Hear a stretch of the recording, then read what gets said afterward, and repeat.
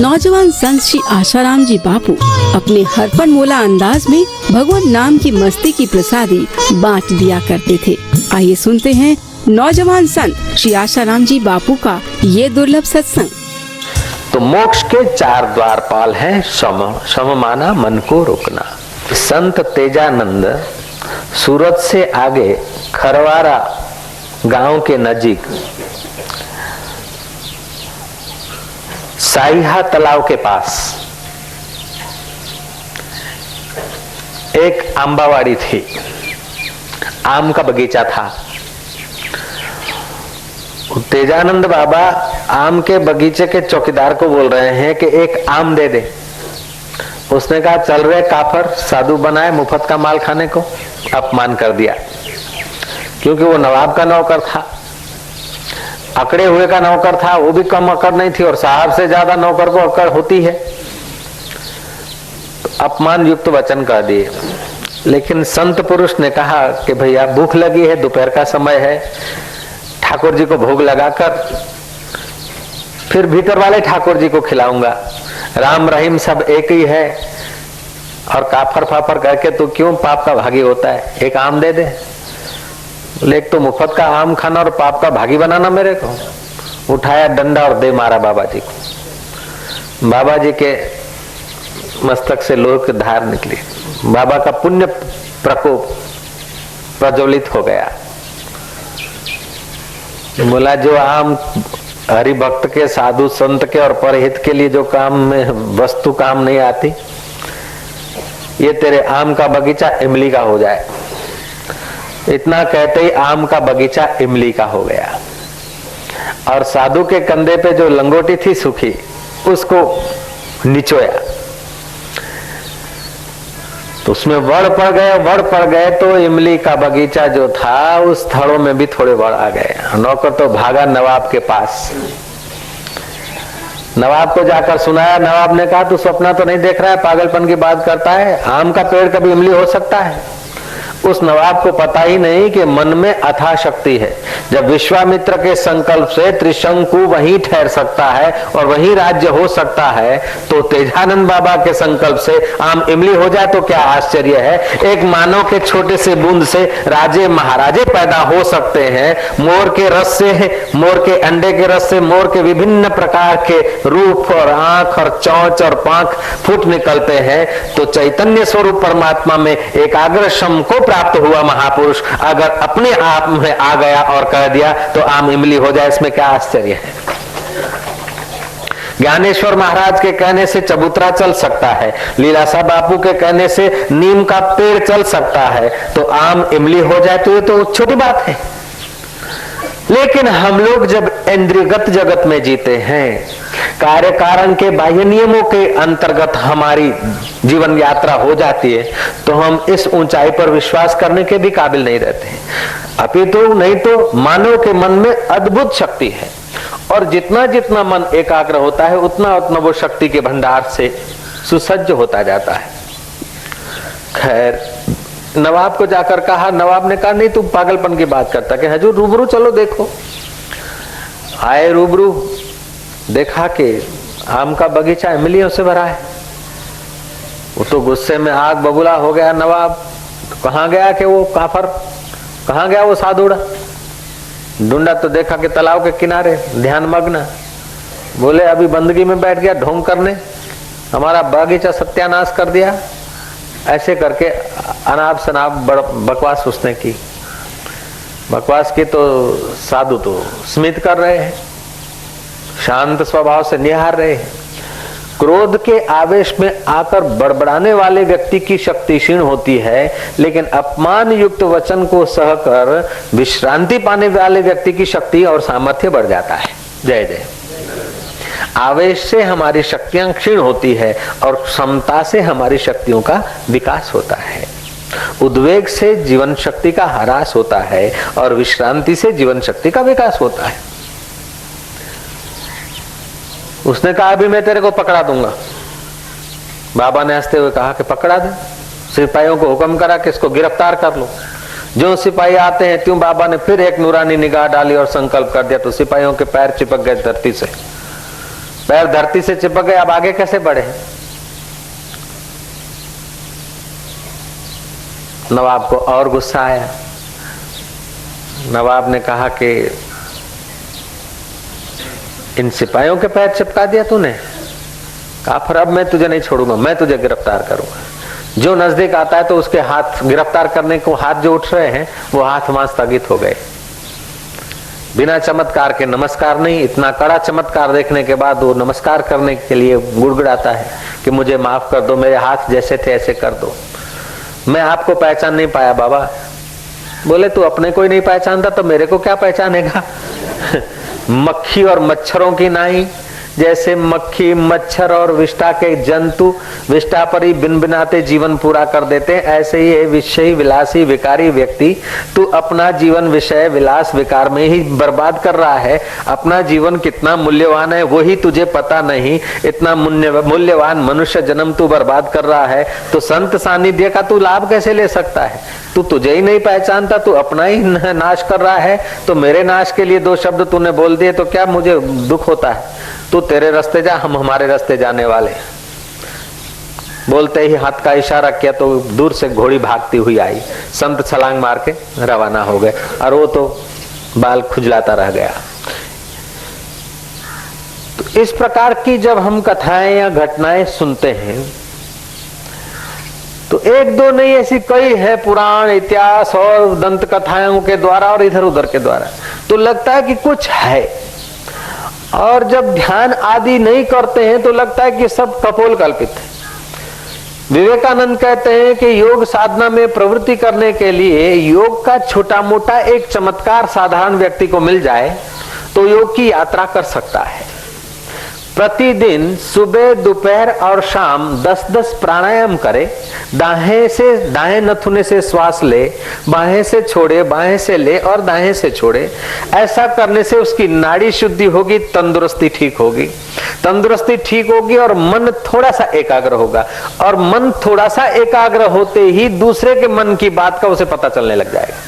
ध्यान की सम की थोड़ी सी यात्रा करने से वो दूरदर्शन और दूर श्रवण की सिद्धि पा लेगा, और ये छोटी मोटी सिद्धि पाने के बाद वो परम सिद्धि आत्मज्ञान पाने की भी उसमें क्षमताएं आ सकती है। इसलिए योग में प्रवेश करने वाले साधकों को थोड़ा बहुत प्रारंभ में, भक्ति में प्रवेश करने वाले भक्तों को थोड़ा बहुत प्रारंभ में कुछ न कुछ किसी के जीवन चरित्र द्वारा अथवा किसी के सत्संग के द्वारा, किसी के मुलाकात के द्वारा थोड़ा कुछ न कुछ अलौकिक लाभ होने लगता है तो उसकी श्रद्धा बंधती है। और जब श्रद्धा बंधती है और यात्रा करने लगता है तो बीच में विघ्न आ जाते हैं, यश के, मान के, अहंकार सजाने के।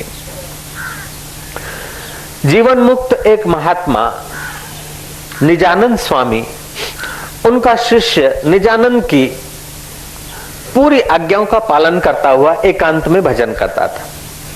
अब एकांतवास के कारण उसकी चित्तवृत्तियों का बिखराव कम हुआ और उसमें कुछ प्रभाव, आकर्षण पैदा हुआ।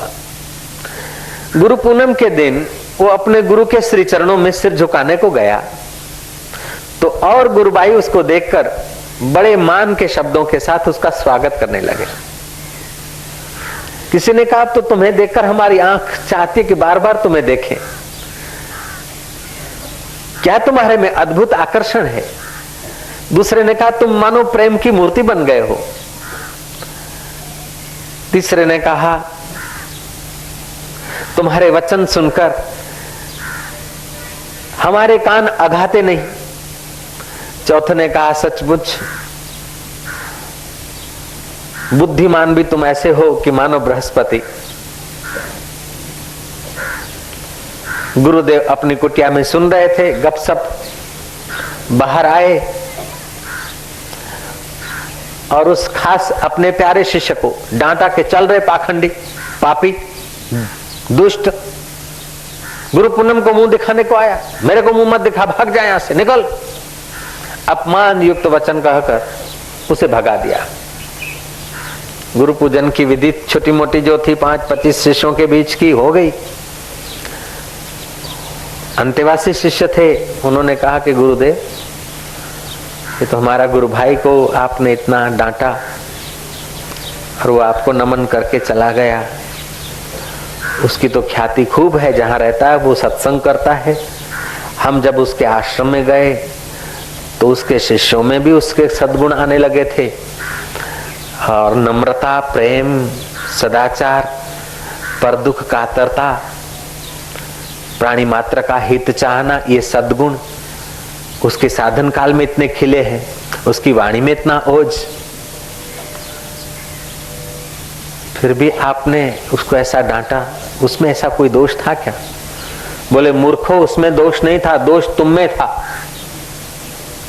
तुम उसकी प्रशंसा कर रहे थे। तुम अगर सच्चे उसके मित्र होते तो उसके मुंह पर उसकी प्रशंसा नहीं करते। प्रशंसा पचाना बच्चों का खेल नहीं है। मान पुड़ी है जहर की, खाए सो मर जाए, चाह उसी की राखता वो भी अति दुख पाए। जिसकी प्रगति रोकना हो, जिसका विकास थामना हो, उसकी मुंह पर प्रशंसा कर दो, बड़ी मीठी लगती हो, और विकास फिर रुक जाता है। ध्यान भजन का समय भी प्रशंसा पाने में नाश हो जाता है। सेवा का काम भी प्रशंसा पाने में कुर्बान कर दिया जाता है।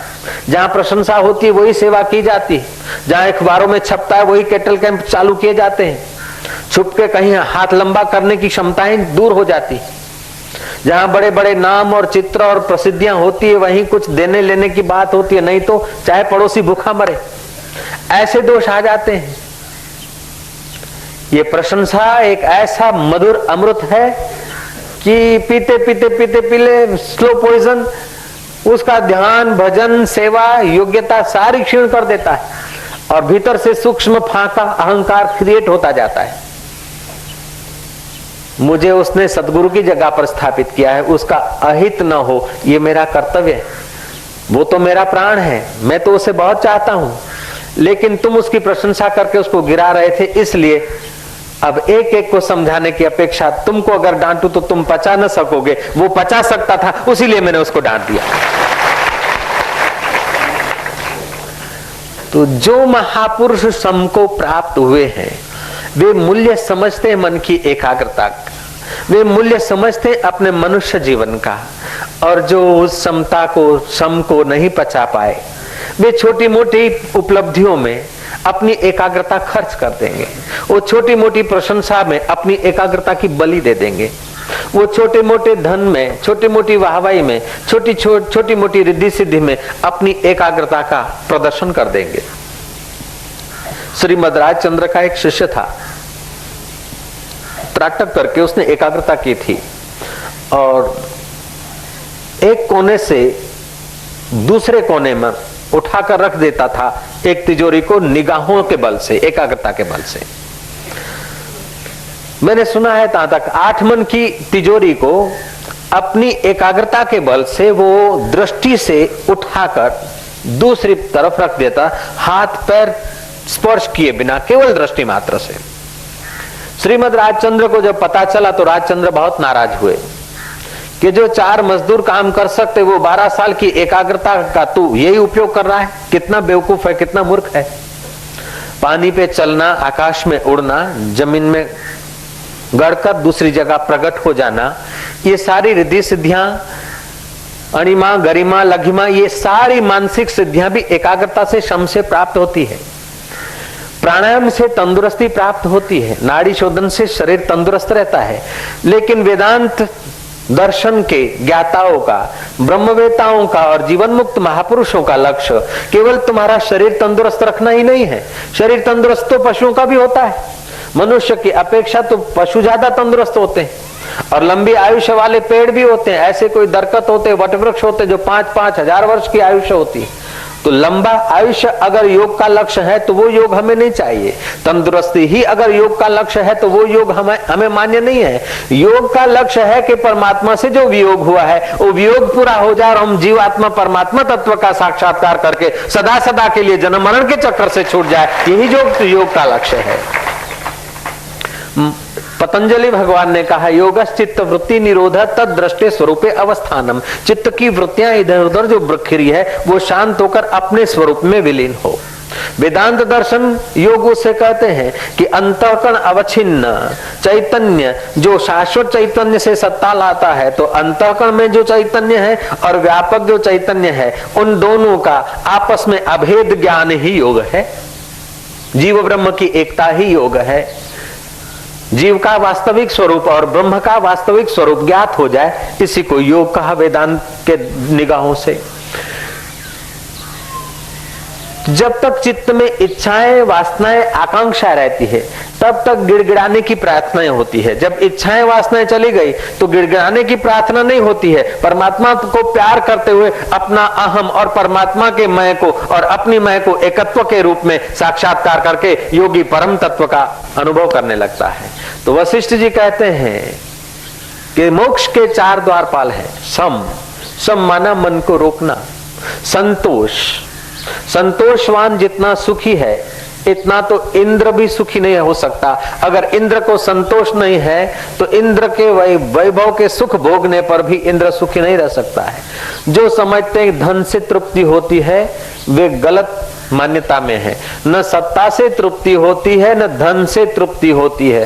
धन कमाते कमाते, इकट्ठा करते करते, रखते रखते, संभालते संभालते धन दासों की जिंदगी पूरी हो जाती है, फिर भी धन से तृप्ति नहीं होती है। सत्ता दासों की जिंदगी पूरी हो जाती है लेकिन सत्ता से तृप्ति नहीं होती है। विषय दासों की विषय भोगते भोगते इंद्रियों की शक्ति नाश हो जाती है लेकिन फिर भी विषयों से तृप्ति नहीं होती है। लेकिन जो भगवान का भक्त है वो अगर भगवान तत्व का साक्षात्कार करता है, भगवान को प्यार करता है और भगवत रस पा लेता है तो उसे बाहर की चीजों से संतोष हो जाता है। और संतोष रूपी धन जिसके पास है उसके आगे कुबेर का धन भी कोई महत्व नहीं रखता है और इंद्र की सत्ता भी कोई महत्व नहीं रखती जिसके पास संतोष का धन है।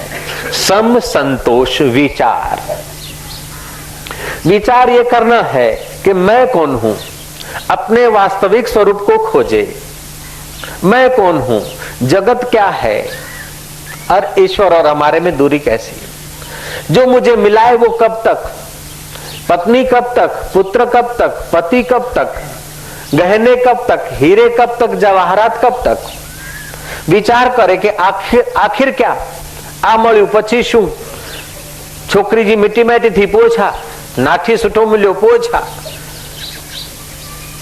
जमाई अच्छा मिल गया फिर क्या हो गया, लड़का अच्छी जगह शादी कर लिया फिर क्या होगा, दुकान अच्छी मिल गई फिर क्या, लाड़ी अच्छी मिल गई फिर क्या, गाड़ी अच्छी मिल गई फिर क्या, वाड़ी अच्छी मिल गई फिर क्या, आखिर क्या। जिसके लिए ये सब अच्छे सुंदर सुहावने सलोने साधन मिल गए वो देह तो आखिर नश्वर है और नश्वर देह के साधन शाश्वत कैसे हो सकते हैं। इस प्रकार का जो विचार करता है उसके चित्त में विवेक पैदा होता है।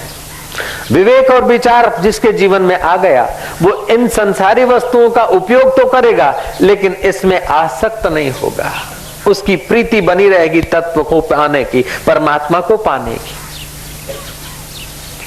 जिनको साधु समागम की प्राप्ति हुई है वे बड़भागी हैं। सत्संग की प्राप्ति जिनको हो गई उनको ये 3 साधन आ प्राप्त होते हैं, अथवा श्रम की प्राप्ति हो गई उनको भी ये 3 साधन आ प्राप्त होते हैं। जैसे दरिया का एक छेड़ा पकड़ लिया तो 3 छेड़े आ जाते हैं, अथवा 4 छेड़ा पकड़ लो या 2 छेड़ा पकड़ लो, 3 छेड़ा पकड़ लो, कम से कम हे राम जी 1 छेड़ा तो जरूर पकड़ लो। ये मोक्ष के 4 द्वारपाल हैं, उसमें से 1 को जब पकड़ोगे तो 3 बाकी के आ जाएंगे। जिसने सत्संग के छेड़े को पकड़ा तो उसके जीवन में संतोष आने लगेगा।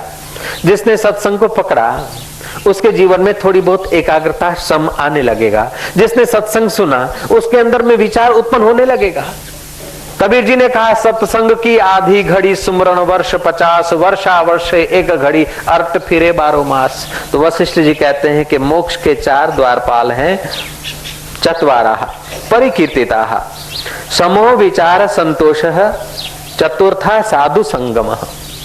श्रम, विचार, संतोष और सत्संग। आध्यात्मिक मासिक वीडियो मैगजीन ऋषि दर्शन प्रस्तुत करता है नया ऋषि दर्शन मोबाइल ऐप, जो सभी एंड्रॉइड एवं आईफोन डिवाइसेस के लिए उपलब्ध है, जिसमें आप गूगल अकाउंट के साथ स्मार्ट ऑटो लॉगिन से आसानी से साइन अप कर सकते हैं। Well organised home screen, auto fill membership form, easy and secure payment, user friendly member area और क्विक सपोर्ट आदि आकर्षक फीचर्स के साथ साथ अब आप अपनों को या अपने चहेते लोगों को सदस्यता उपहार में दे सकते हैं। कनेक्ट रहे सोशल मीडिया के किसी भी प्लेटफॉर्म पर। बेहद आकर्षक फीचर्स के साथ प्रस्तुत है नया ऋषि दर्शन ऐप। सभी के लिए 1 महीने बिल्कुल फ्री ऑफर के साथ।